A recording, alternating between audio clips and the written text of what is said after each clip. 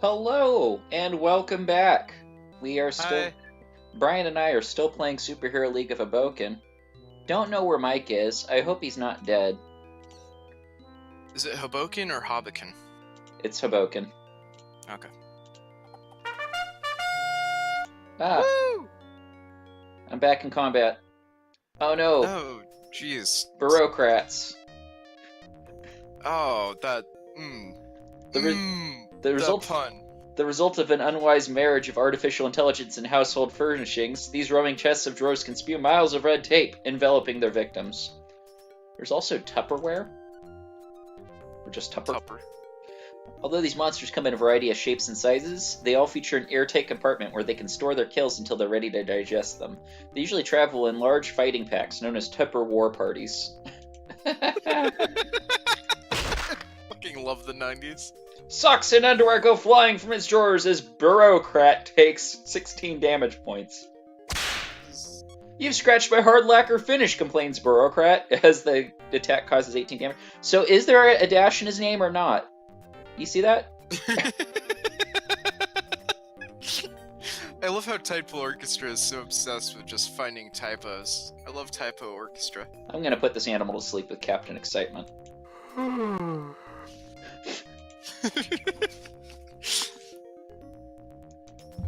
Oh, he has cholesterol to raise. Cool. Bureaucrat or Tupper? Bureaucrat does. Oh shit, he spewed red tape. Oh, you fucked. Oh my god. Oh, Jesus. Can you run? I can. I'm not going to. Oh, you should. Oh, fuck. Maybe. He ran. Oh god. Maybe he'll run too. Oh, thank god. All non-zonked party members receive 168 experience points. All of them. All one of them. Yep, I got $61,000. I also found a vomit-proof vest. Alright, this is great. This is fun. We're off to a good start, I think. I'm off to a horrible start, Jesus. Yeah, but you're only in 2 green of danger. Back down to 1 green. Oh, good. I'm gonna find new work. Go ahead, sir. Newark. New work or Newark? I don't know how to pronounce it. We should ask JJX sometime. No, I don't want to. One building is in better shape than the others. A particularly pungent odor comes from within. Will the party enter? I thought we were heading back to the Limburger bomb. This is the first one we have to do. Warehouse. The party has entered a large, dingy warehouse with a single exit to the northeast. The floor is very damp, as though the water table were very close to the surface here. A stack of dried jalapeno peppers stretches almost to the ceiling. The rest of the party follows you. Oh, so this must be why we have Iron Tummy in our party. Yep. He's gonna get rid of, yeah. I have a job for your famous cast iron stomach. Good. Sure thing, my stomach's been growling for the Sorry. Sure thing, my stomach's been growling for the suckers ever since we walked in. The Iron Tummy devours the entire cachet of peppers in a single bite. He takes so long to chew and swallow that you're certain he wishes he'd eat it in 2 bites instead, but Tummy is too proud to ever admit that. The writing in this is so good. As the peppers vanish, a limp white rag sees the light of day for the first time in ages. All members of the party gain 100 experience points.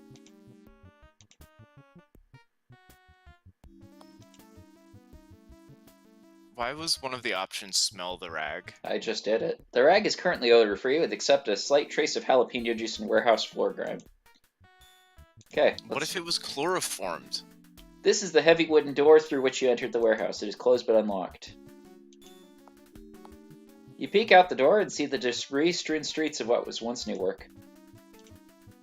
See, I thought for sure you were saying I need to look for new work, as if to suggest that these people are poor. Oh no, this is Newark. This is a small sub-city within the big square that I'm in. Yeah. Yeah. It all makes sense now. Are we essentially speedrunning this? You seem to know exactly what you're doing. I've played the beginning of this game millions of times. I don't know the later game. Amongst the ruins is a small complex of red brick buildings, notable for their antiquity. Do you want to go inside? notable for their antiquity. Me describing my parents. Edison's fuck. lab. This appears to... I just got that. This appears to be a historical site of some type, once carefully preserved, but now thoroughly sacked. A plaque is affixed to one wall. Below the plaque is a simple sign. An exit leads south. You see a warranty here. The rest of the party follows you. Look at porpium plating. The plating is solid porpium, a good inch thick. It is bonded to the wall, almost certainly blocking a dreadfully important doorway. I have a question. Yeah. What's plorpium? I don't know. Something futuristic? I see. The sign reads, more exhibits in the back room, and below that, an arrow points north. Oddly, however, there's no opening in that direction. Only a wall covered with an inch-thick plate of solid plorpium. It appears to be only in this game, plorpium. I'm gonna look at the warranty. Oh wow, the music froze. Oh, that's awful. Oh. Plorpium plating. Producers of Paterson. 20 square yards of 1-inch plorpium plating. Sold to Entropy Doctor. Delivered to Edison National Historical Site, Sector 2C. The music came back. Yep. PPP of P. Go ahead. Guarantees this product to be impervious for a period of 500,000 years against all manner of explosions, impacts, projectile weaponry, sonic disturbances, household pests, in-laws, acts of God, very small rocks, door-to-door salesmen, and even Burt McBub, that guy over in accounting with the digestive disorder. Warning, bringing this product into contact with any mixture of ovine saliva, automotive lubricants, and loam will void this warranty. Do you know what ovine... It's very Douglas Adams, this writing style. It is. Do you know what ovine is? Ovine is like, I want to say cow, but that's bovine. Ovine is... It's a similar term. It's a very... Is it sheep? It's sheep. Okay. Your party is within the perimeter of a hectic market, in an open area crowded with tents, booths beyond description. An exit to the village proper lies to the south. To the west, a booth is colored the characteristic black of a hardware merchant. You see a flock of rabid sheep here. The rest of the party follows you. An old woman, struggling to pull a cart through the mud, is buried underneath a mountain of wool balls. I'll just wait here, see what else they're doing. Time passes. A village elder runs screaming past, with 3 or 4 sheep latched onto his leg.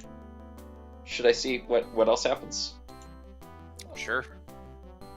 I mean, I feel like you're doing this for a reason, so yeah. No, I'm just enjoying this. Some sheep, their jaws surround and devour one of the village's milk cows. Okay, I'm done. Where's... Oh, there we go. I'm gonna read the can of sheep spray.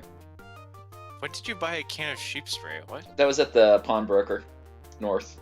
Raid sheep and lamb killer with new and improved Daisy be gone. The village elder runs screaming past. Okay. Daisy was a famous sheep. Spray the sheep and spray and spray and spray and spray until the can is gone. A huge cloud of fluorocarbons billow through the marketplace, enough to open its own hole in the ozone, except, of course, that the last of the ozone disappeared some time ago. Oh, so this is set in, like, 2018. The sheep are dropping onto their backs and kicking their feet frantically in the air before succumbing. The surviving sheep are all racing for the hills. The marketplace returns normal except the stiff bodies of dozens of sheep, but soon these too are gone, as hungry villagers quickly collect them for the evening stew, leaving a large puddle of sheep drool. Oh, ovine saliva. Oh, wow, how convenient. The rag stops up all of the sheep drool.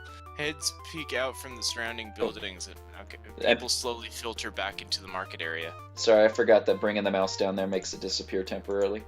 Let's smell the rag. Why?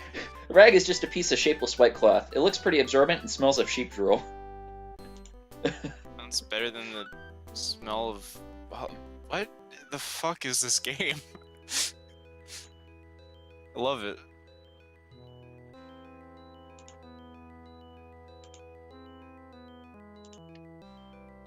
I'm not equipped to enter the woods. Yeah, you need, like, a red hood. An aging church still in amazingly good condition rises over the squat buildings of the village. Would you like to go inside? Yes.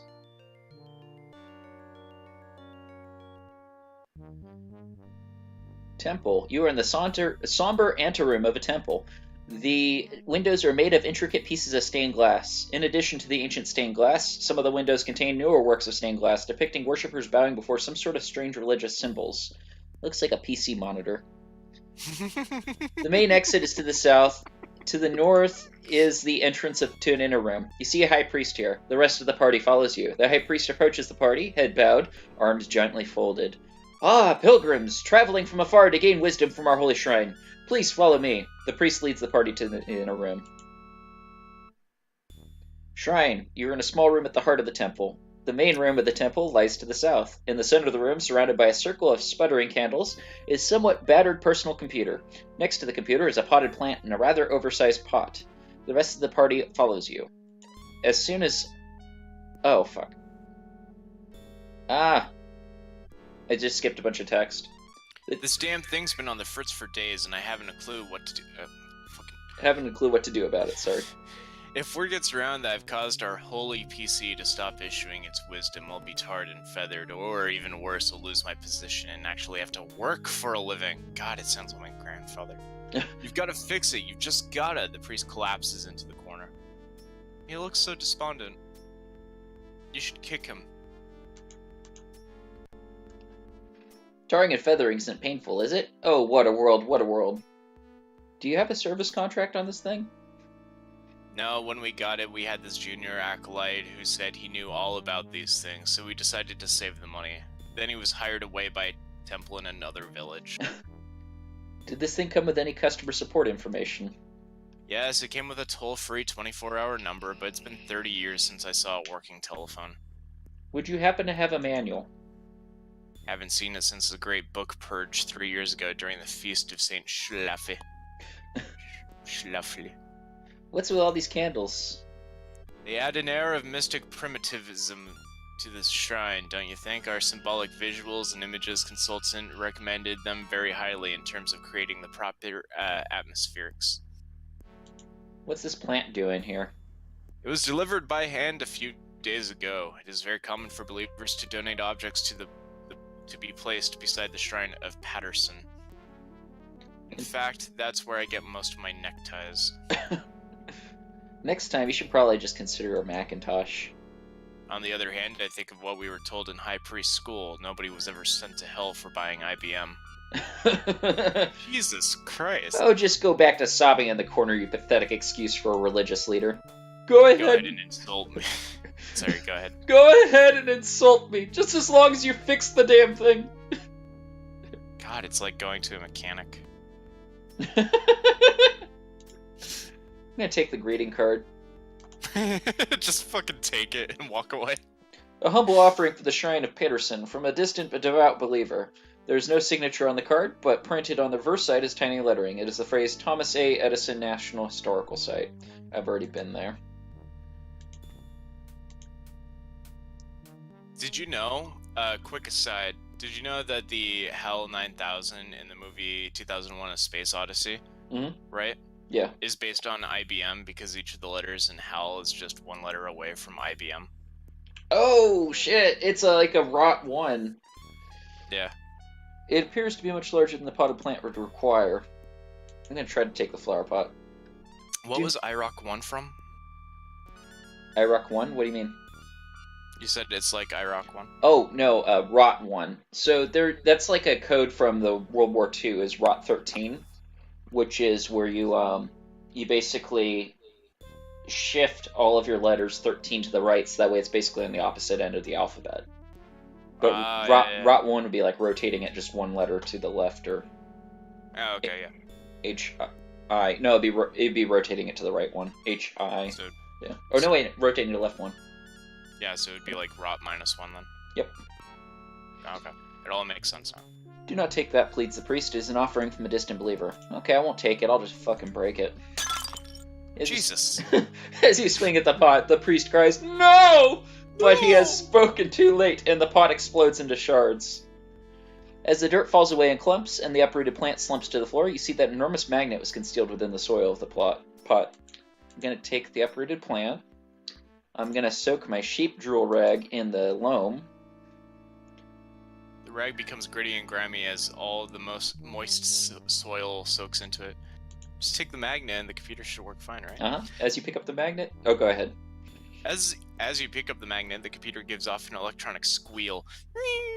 A moment later, the screen blinks and flicks with exploding fireworks. That priest falls to his knees before the computer. The oracle is no longer mute, and it shows the fireworks. A good omen, a very good omen indeed. The harvest will be bountiful this year, and many women will bear children. Please go now, that I might spread the joyous word. I want to speak like this guy in normal times. Just in my normal day-to-day life, I want to talk like this guy. It's great. Just see what happens, like go to fucking Macca's and be like, oh, my good kinds. Yeah, Macca's. Yeah, McDonald's, but Australian. Yeah, you go down to the Macca's and you're like, good sir, good... Yeah, it's Australian, I don't know. Sorry, I was for sure onto something and then I got distracted by my own misappropriation. Hey, where are we going? We are going to call this episode for now. Oh, shit. I'm restocking my rests. You know what? Now that I look at that guy, he's less Kamen Rider, more Ambush Bug from DC. Okay, everybody. We're going to call this episode for now, and we're going to continue next time. Same Tidepool time, same Tidepool channel. The world is yours, oysters. God damn it. That's the one I don't want you to say. Okay. Bye for now.